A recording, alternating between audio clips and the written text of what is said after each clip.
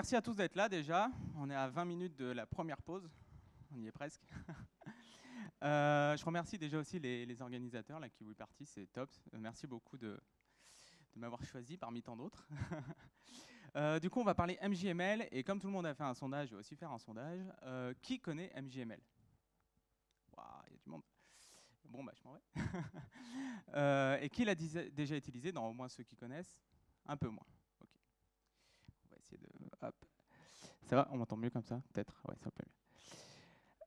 Donc j'aimerais présenter rapidement. Donc moi c'est Thomas, je suis ingénieur en développement web chez Weglot et je blogue aussi un petit peu sur des points techniques sur mon blog qui est noté là. Et j'entreprends aussi pas mal de choses, DailyPress, WP-God, etc. Et d'autres choses qui sont encore dans le tas. Enfin j'ai une pile à dépiler qui est géniale. Bref, je m'arrête un peu jamais. Rapidement, donc ouais, je travaille chez Weglot maintenant à 100%. On est une solution de multilingue en fait. Notre but, c'est de traduire votre site en 5 minutes. Si on n'y arrive pas, c'est pas bien. Voilà, dans n'importe quelle langue qui existe. Du coup, on va parler MJML, d'email, et on va écrire un email. Alors, on ne va pas l'écrire là tout de suite. Imaginez juste qu'on écrive 7 emails. Hyper simple. N'importe qui fait du HTML, là, si je demandais à Elsa Création de me faire ça en web, il me le ferait en 1 minute. Une image, une bordure, un petit texte, rien de bien compliqué. En HTML web, c'est pas compliqué. Le problème, c'est qu'en email, ça ressemble à ça. Vous êtes au courant que l'email, c'est du table TRTD. Hein, c'est pas chouette, on retourne un peu en arrière. C'est ultra désagréable, fastidieux, chronophage. Bref, quand on demande de le faire à quelqu'un, c'est un peu ce qui fait comme tête au boulot. Il a tout de suite envie de s'arrêter. Je ne le ferai pas, c'est fini, je démissionne. On n'a pas envie de faire l'emailing. Pourtant, l'email, c'est au goût du jour. Hein. Ça vient, ça repart. On croit que c'est fini, puis c'est pas fini. Puis on nous a montré tout à l'heure qu'on en envoie 12 milliards, c'est ça, par jour. Bon, c'est loin d'être fini. Donc, on est obligé d'y passer. En plus, l'email, ça vient, ça repart, ça revient. Il va falloir penser à beaucoup de choses. C'est-à-dire que quand il revient à la mode ou qu'il y a un marketeur, quelqu'un quelqu'un de la communication qui revient et fait on va faire l'emailing, du marketing automation et tout ça, et ben on est en 2018, maintenant il faut penser au responsive. Ah ouais, génial. Alors, en plus on fait des tableaux, maintenant il faut le faire en mobile, etc. C'est génial. Ça demande beaucoup de compétences en plus, de rien. Et puis on va pas cacher la fête, il faut penser à tous les clients. Email, je précise. Internet Explorer 6, avant, on n'en a plus besoin. Mais client mail, ça compte Gmail, Yahoo, Outlook, bonjour. Toutes ces petites choses-là. Les clients sur les ordinateurs, donc Mac, etc. Vous avez des logiciels dédiés, donc c'est différents clients mail. Et en plus de ça, vous multipliez aussi par le nombre de navigateurs. C'est-à-dire que vous pouvez avoir aussi des choses différentes entre Firefox, Chrome, IE, etc., Edge, sur votre Gmail. Donc je ne vous dis pas la tonne de choses. Et puis forcément, on en veut toujours plus, parce qu'on a plein d'idées qui émergent.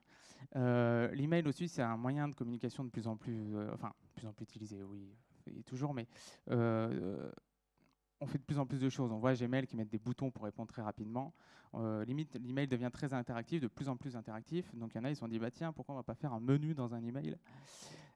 Et puis, bah, on le complète avec le responsive aussi, s'il vous plaît, parce que bon, on fait tout en même temps. Il y en a qui ont pris le trip de faire des carousels. Ouais, il y en a, ils ont essayé. Mais ils en veulent. Il y a le commercial, il a vendu ça, donc il faut le faire. Et un accordion, pour ceux qui ne savent pas ce que c'est un accordion, c'est l'exemple de la FAQ, ça marche super bien. Vous avez votre petite question, comment venir à la Kiwi Party, vous cliquez, puis ça déploie le texte, la réponse, comment on vient, et etc., etc. Vu qu'il devient de plus en plus interactif, on veut toutes ces choses-là, et puis si vous avez d'autres idées, n'hésitez pas, hein. On y va. Du coup, à travers tout ça, si on avait un langage dédié à ça, ce serait cool quand même, parce que l'HTML, c'est sympa, mais le HTML qu'on doit produire pour l'email, il n'est pas sympa. Et la réponse que je vous apporte aujourd'hui, c'est MJML. Donc MJML, qu'est-ce que c'est? C'est un markup language comme HTML. C'est pas pour rien que c'est MJML. Vous enlevez le HT, vous mettez MJ. développé en JavaScript, et open source est totalement gratuit. Ouf, c'est pas WinDev. Un petit historique sur MJML rapidement. Ça a démarré en 2016, donc c'est assez récent. Ça a 2 ans, un peu plus de 2 ans maintenant. Ça a été développé au sein de Passport, qui a été absorbé par Mailjet. Je pense que tout le monde connaît à peu près Mailjet. Mailchimp, tout ça, c'est concurrent. Et ça a été en fait utilisé en amont, en interne de leur côté, histoire d'avoir un truc robuste avant de se dire, attends, on balance quelque chose, on va voir ce que ça donne. Donc 2016, février, première release. V2, V3, elles sont arrivées super vite, avril, octobre. En plein milieu, on met un Slack, parce qu'on fait de la communauté. Et petite pause, février 2017, ils ont fait une API. Donc ça permet de communiquer avec leur service qui héberge du coup toute la logique MJML, ça évite de l'embarquer de votre côté. Et février 2018, récemment, il y a eu la V4. Donc entre V1 et V3, si vous l'avez connu, vous êtes fort, vous avez une bonne veille technique. Donc théoriquement, vous avez connu que la V3, je pense. Enfin, c'est possible que vous l'ayez connu avant, évidemment. La différence entre V3 et V4, c'est-à-dire que V3 s'est développé totalement en React.js et en V4, ils ont dit on enlève React et on fait du Vanilla.js pour des raisons de performance. Je ne suis pas là pour dire que React n'est pas performant, j'en fais tous les jours, j'adore. Mais forcément, quand on se défait d'un framework, on est un peu plus rapide, surtout si on maîtrise notre techno. Et c'est le cas. Du coup, là, ils ont fait, je crois, x10 à x15 à peu près en termes de perf sur la compilation, parce qu'il faut compiler, forcément, parce que ça génère du HTML. Ça, c'est l'évolution des petites étoiles sur GitHub. Donc ça évolue bien, ça évolue vite. Le petit pick-up, c'est un article sur Smashing Magazine de Nicolas Garnier qui a fait ce petit pic. On le retrouve chez les téléchargements, là un peu au milieu, fin 2016, début 2017. Et puis là, hop, on commence à pas arrêter d'en parler. Et puis ça n'arrête pas de monter. On a plus de 60 000 téléchargements par mois. C'est assez dingue. Ça, c'est MJML quand vous l'utilisez, donc avec l'application ou sur le mode en ligne. À gauche, c'est le langage, pas grand-chose. Bon, on arrive à distinguer MJML, MJBody, MJSection. Et à droite, vous avez la preview en live. C'est génial, j'ai créé un email, je vois exactement à quoi il va ressembler. Et pour rappeler, n'oubliez pas d'où on vient. Hein, on vient de ça. Ça, c'est le rendu compilé d'MJML quand vous faites ce petit truc à droite. C'est ce qu'il aurait fallu écrire. Personne n'a envie de le faire. Du coup, comment ça marche ? Comment ça marche ? Eh ben, c'est assez simple. Le but, c'est pas que vous ayez à apprendre un nouveau langage, on n'a pas le temps, et encore moins pour l'email. Donc, on fait les choses simplement. Structure de base, comme l'HTML, mais on met des MJML. Donc, au lieu d'HTML, on a MJML, on a un head, un body. Je vous laisse deviner à quoi ça sert. On verra après. Dans le head, on met des instructions un peu génériques. Et body, vous mettez le corps de votre email. Pour ceux qui ont connu la V3, la V4, il y a des changements. Avant, il y avait un conteneur. Maintenant, il n'y en a plus. Il est déprécié, il n'y en a plus besoin. Il y a d'autres composants. Il y a 2 composants aussi qui ont été dépréciés. On s'est dit, ouais, on va peut-être arrêter le délire des fois sur des trucs. Mais sinon, ça marche super bien. Donc là, on a en plus une balise en moins. Architecture section colonne, donc en fait, comme Bootstrap, pour ceux qui connaissent. Voilà quoi ça pourrait ressembler. Là, j'ai 2 sections. On met des colonnes dedans. Et ce qui est ultra puissant et qui fait un peu la force, c'est un peu comme quand vous utilisez Bootstrap et la grille, c'est que sur mobile, vous n'avez rien à faire. Ça marche tout seul. Les toutes petites corrections qu'il y a à faire, c'est des cas particuliers. Et ça, on ne peut rien y faire. Quand il y en a, il y en a. Donc une architecture assez simple à prendre en compte, à aborder en fait, et à démarrer et à utiliser. Du coup, dans le MJHead, c'est des informations génériques. Génériques comme, par exemple, définir, vous pouvez faire un peu une sorte de charte graphique, on pourrait dire, pour définir tous vos attributs par défaut que vous allez utiliser au moment de créer l'email. Donc là, on a par exemple MJText. Tous les textes ont un padding de 0. On peut définir des classes. Alors, ça ne va pas faire totalement des classes dans l'email, ça va réussir à binder ce qu'il faut et aussi faire du style inline, en fait. Ça va faire du replace. Même s'ils arrivent à utiliser des classes sur certaines parties, ça peut marcher. Et puis, par exemple, aussi la font family, tout votre mail est en Arial, et ben go quoi. MJAll, tout Arial, et c'est parti. Si vous avez du cas ultra spécifique, et ça arrive, très souvent ça va être du côté mobile, on va devoir faire des petits correctifs. Typiquement, centrer un texte en mobile, parce que par défaut, s'il est à gauche, il est à gauche, et en mobile, vous voulez centrer, là, il faut passer par le style de cette manière-là. Donc mjstyle, comme la balise style, et là, vous faites votre style. Si vous voulez des fontes supplémentaires, alors là, on le voit, c'est une Google Font, ouais, Ralway. Mais utiliser, enfin, je sais qu'il y en a qui ne sont pas fans, j'essaye aussi de ne pas en utiliser, mais ils sont assez, ça intègre très bien les Google Fonts pour le coup. Disons que pour ça, au moins, c'est cool. Pareil, il y a des fois des graphistes exotiques qui s'amusent à nous mettre des trucs, et ça se trouve que là-bas. Maintenant, le MJ Body, ça, c'est les composants de base, texte, image, social, divider, spacer, table, button, row. On ne va pas les décrire à fond, texte, enfin voilà, ça parle de même. Row, c'est juste pour faire des instructions, en fait, ça print directement. Ça n'interprète pas, ça print exactement ce que vous avez décidé de mettre. Et ça permet du coup de faire des emails dynamiques avec du code. Vous pouvez mettre du template twig dans du row, vous pouvez mettre du PHP, vous mettez ce que vous voulez, ça print. Et après, vous l'interprétez par votre moteur de template et c'est terminé. Mais encore, parce que si avec ça, on ne l'utiliserait pas forcément, il y a des petits suppléments quand même. On parlait de menu, il y a la navbar. Ouais, super. On peut faire des menus maintenant dans l'email facilement, aussi simplement que ça. Ça reste très... pas besoin d'apprendre, quoi. On vous dit MJ navbar, la base URL, est-ce que tu veux qu'il soit un hamburger ou pas un hamburger? Et après, on met les liens. C'est parti. Et ça ressemble à ça. Donc, en haut, le menu en desktop, en bas, le menu en responsive. Et si vous avez mis le petit hamburger, vous avez ça. Dans un email, hein. Oui, c'est un email. Alors, ça marche pas chez tous, mais allez, je crois qu'ils sont à 85 ou 90% de compatibilité sur les clients. Un carrousel, comme ça on pourra répondre à ceux qui veulent des carousels. Lui, pour le coup, il marche un peu moins, mais il marche chez certains. Gmail, par exemple. Ça ressemblera à ça.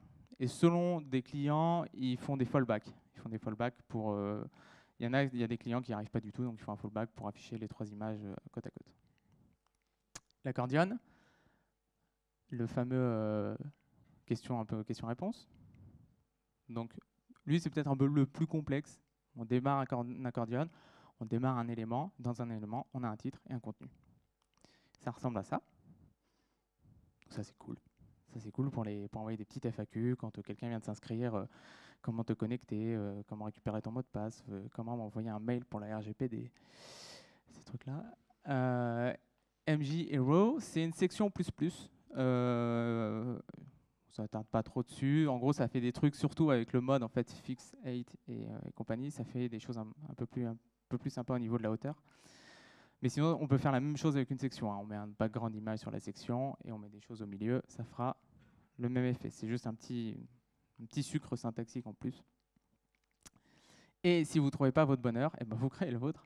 Mais si vous ne trouvez pas votre bonheur là-dedans, waouh. C'est quand même... en fait, il y a tout. Et je vous expliquerai pourquoi il y a tout. Les contributions open source autour de MJML, elles sont ultra nombreuses.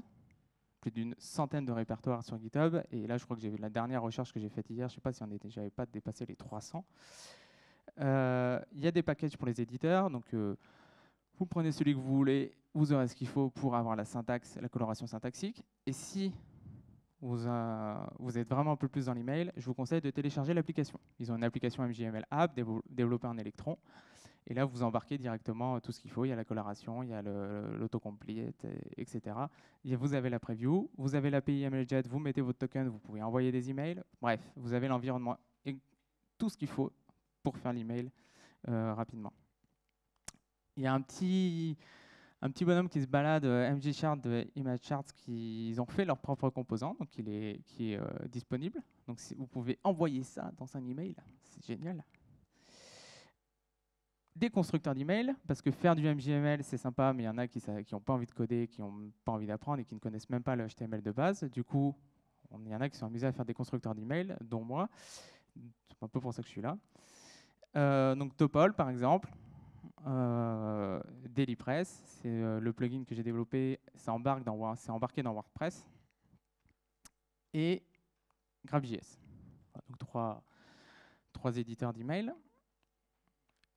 Pour les développeurs, vous avez aussi pas mal de choses. Une ligne de commande. Donc, c'est un package JavaScript npm install-g mgml. Ça vous donne accès à la ligne de commande mgml. Et c'est ultra simple. mgml, votre source d'entrée en .mgml, votre sortie en HTML. Et ça compile. Et ce sans quoi on n'aurait pas pu faire des constructeurs d'email ou aller aussi loin avec MGML, ou que des développeurs ne seraient pas intéressés à fond dessus. C'est grâce à cette fonction en fait qu'on est aussi à fond dessus au niveau des devs, parce que cette fonction elle est juste géniale. C'est ça qui nous permet de faire des constructeurs ultra vite. On récupère MJML tout HTML et en fait on lui envoie un JSON, la structure, l'arborescence de notre MGML, et il nous fait le HTML. Et ça, c'est génial. Ça, c'est le truc un peu le must-have. Tag name MGML, attribut s'il a des attributs et des enfants. 3 informations à retenir, c'est pareil pour tout le monde. Et vous empilez les enfants, etc., etc.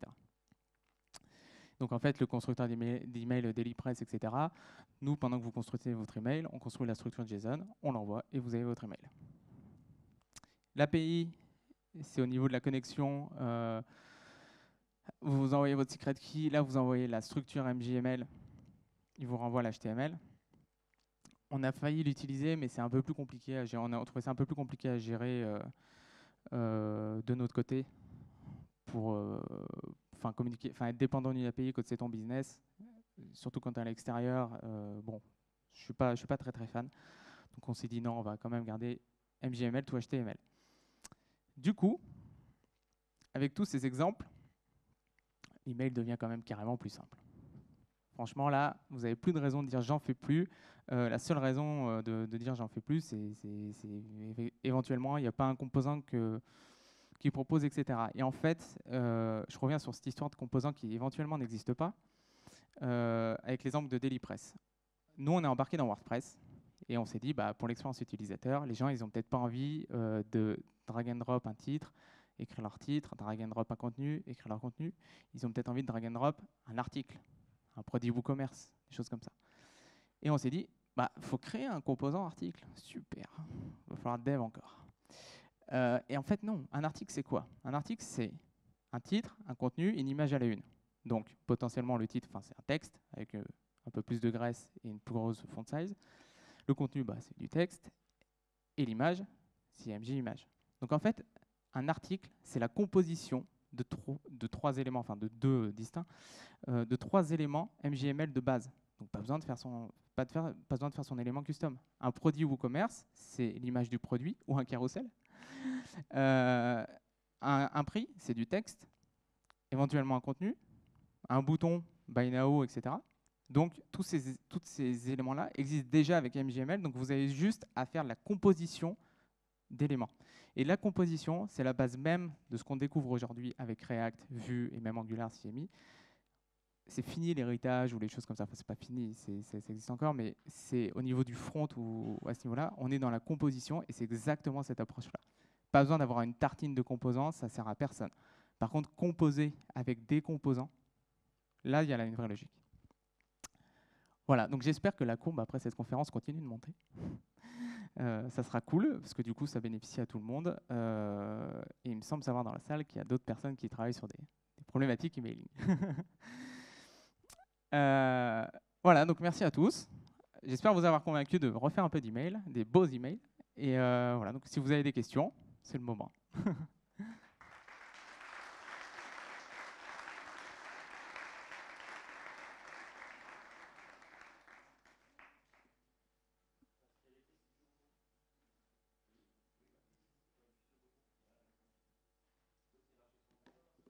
Toujours pas. C'est bon. Est-ce qu'il y a des questions donc? Pourquoi tout en haut toujours? Bonjour. J'ai une petite question. J'ai cru voir sur les slides que du coup, ce qui était généré, c'était du HTML. Qu'est-ce qui se passe avec les limitations en fait, des clients natifs, par exemple les clients qui ne vont pas interpréter les images d'arrière-plan ou les clients qui ne vont pas en fait, prendre en compte les médias query et sur lesquels du coup en version mobile on aura quand même les blocs côte à côte. On va avoir les mêmes limitations au final. C'est juste pour avoir quelque chose de plus facile à créer, c'est ça? En partie. De base, alors, ceux qui ne prennent pas les médias query, il y en a de moins en moins déjà, heureusement.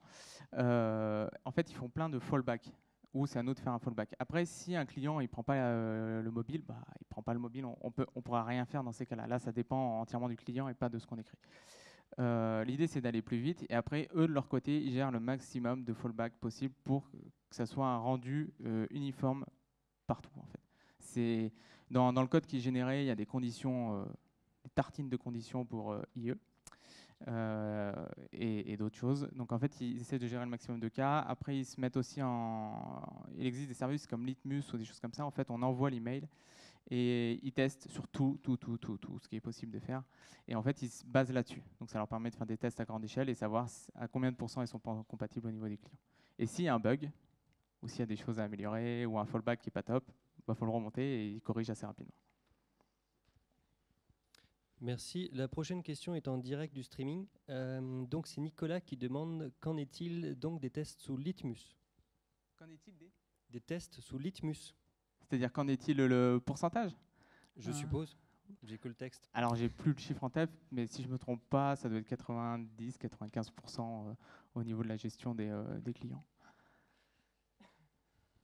Ok, d'autres questions? Bonjour. Le poids moyen d'un email envoyé comme ça?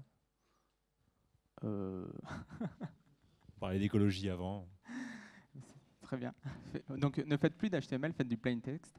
Ça fera moins de poids. Je sais pas. Je sais pas. Après, là, c'est à prendre en compte aussi de son côté, avoir un peu de rigueur. S'il vous plaît, mettez pas des images, voilà, 4000 par 2000. En fait, c'est garder les bonnes pratiques de manière générale. Après, au niveau du poids, bon, ce sera pas bien plus lourd que si tu le fais avec un éditeur Mailchimp, etc. Il n'y a pas beaucoup plus de choses en soi que ce qu'on ferait. C'est vraiment pour accélérer le dev et être plus sympa, enfin, faire des emails plus faciles. Mais ouais, enfin voilà, effectivement, pour le coup, tu fais de la web écologie, optimisez vos images, faites plein de choses comme ça, évitez de pourrir. Déjà qu'on pollue la planète, si on la pourrit encore plus avec nos images, c'est dommage. Yes, toujours sur le stream du coup, Cyril nous demande qu'est-ce que ça donne au niveau de l'accessibilité MJML? Ah ça évolue, ça n'a pas été la priorité au départ, malheureusement, mais ça évolue continuellement. C'est pas encore totalement accessible, mais pareil, encore une fois, l'avantage que ce soit un projet open source, venez contribuer, rajoutez tout ce qu'il faut. Effectivement, l'idée c'est que ça devienne une sorte de standard pour l'emailing. D'autres questions?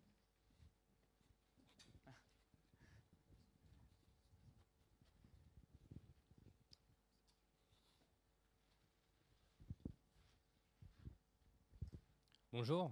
Petite question concernant DailyPress. Je pense que vous devez la coupler avec d'autres plugins, histoire de pouvoir gérer la synchro base client, l'envoi, si oui, lesquels? Ouais, en fait, nous, notre but de DailyPress, c'est de juste être une interface dans WordPress avec n'importe quel provider. Donc Mailchimp, enfin on en a 4, Mailchimp, Mailjet, SendGrid, Sendinblue. Voilà, donc en fait, nous, on ne garde pas les données, comme ça on n'a pas de problème RGPD, et on envoie tout chez l'autre, chez votre provider. Donc on envoie tout chez eux, on fait que de la lecture-écriture. Et le gros de notre business, c'est de mettre un constructeur plus cool que certains. C'est ça qui est impressionnant, c'est qu'on est arrivé à faire quelque chose de plus puissant que certains providers. Donc à un moment donné, on s'est posé un peu la question, mais qu'est-ce qu'ils font réellement? Voilà, mais on est vraiment une interface, on se connecte et ça te permet de faire l'email dans ton WordPress et après on se sert ton provider pour envoyer. On n'est pas du tout un routeur, on n'est pas du tout ça, etc. Merci. Une dernière question?